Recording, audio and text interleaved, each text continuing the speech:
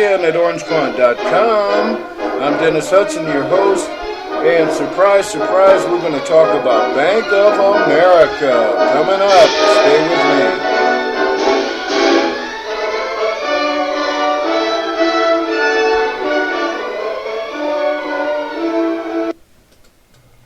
Alright, that's a shocker, isn't it? Usually we talk about the SPY. This time we're going to talk about BAC, Bank of America. And we're reaching out right into April with this forecast, okay?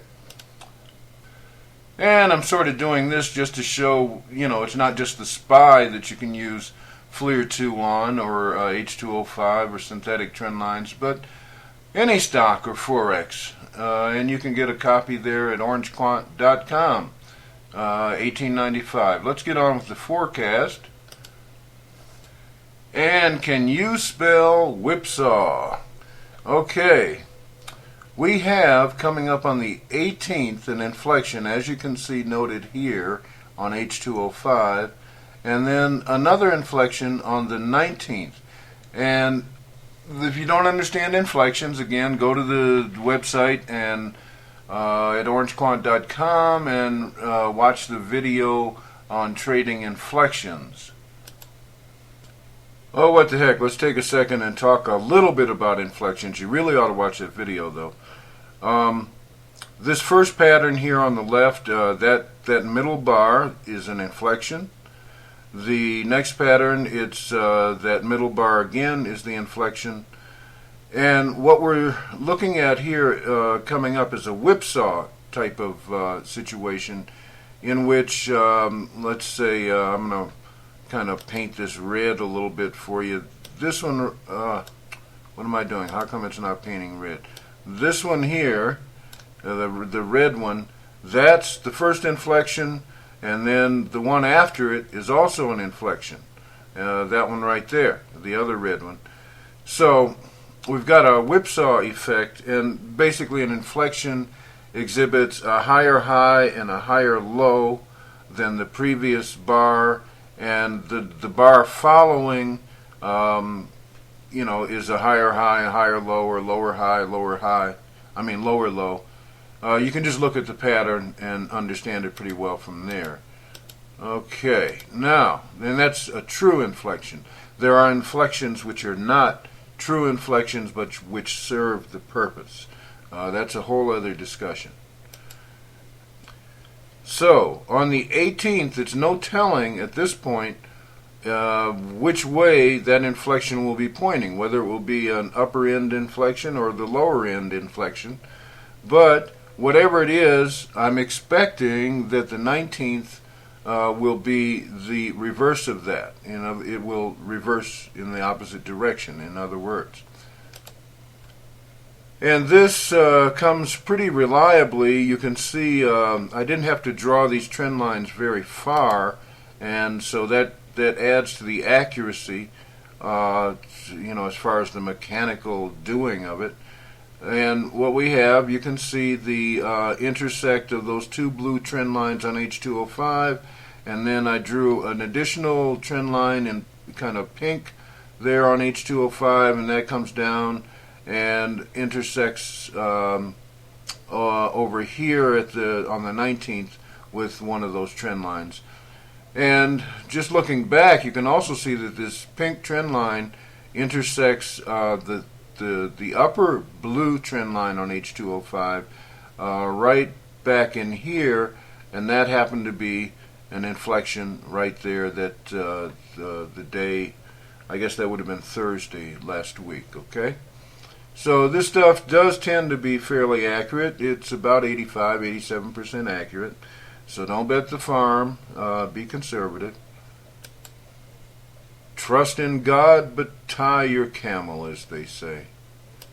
Alrighty, so much for the local forecast. Let's move on to something a little trickier. And I struggled with this, with the data on this. This is now a monthly forecast we're looking at, and I struggled with whether or not to even put it up, but as I studied it, I couldn't see any other way for this to work out. So I'm putting it up and saying this is what I believe is about to happen. Note that this month, February, is indicated as an inflection. That's this first green line here, vertical green line on H. It comes down. That marks February as an inflection based on H205, and that assessment is based on these light blue trend lines that you see here. There are actually 3 of them. Let me draw them in red for you, or yeah, I'm going to draw them in red now. There's, whoops, don't want to do it that way. I'm going to do it this way. There's one of them going down there, and you see it there? It's intersecting right there with that first, where that first vertical green line is.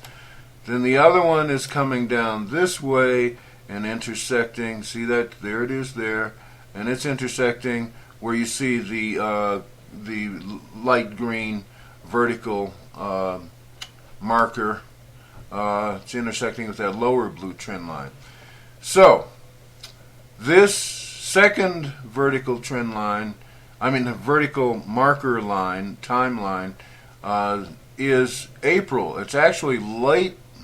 It's very early April or late March. So what we could expect now, we have February showing itself down. That suggests that if H205 is correct, that suggests that March has to be an up month, sort of, which would look, who knows how big it'll be or how short, but that would be maybe, let's say, March. But then April is also an inflection, and that would mean that we're going to see something either, and I showed you how whipsaws work. We can't be sure at this point whether April is going to be up or down. So you might see a pattern with April going up like that to mark an inflection up there, or you might see it, let me delete that, you might see it actually coming down to mark an inflection. And the way that you know the difference is if April's high exceeds the March high at any time. If you see it exceeding the March high, then you know it's going to be a northbound inflection.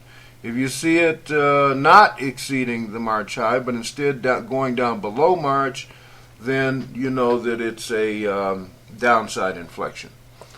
This isn't hard to do. You just have to keep your wits about you. Okay? Okay, that's about all I got. I'm going to leave you with some of that very lovely 1812 overture.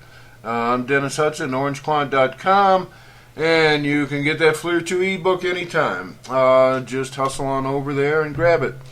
All right, you're rich, and I am getting there.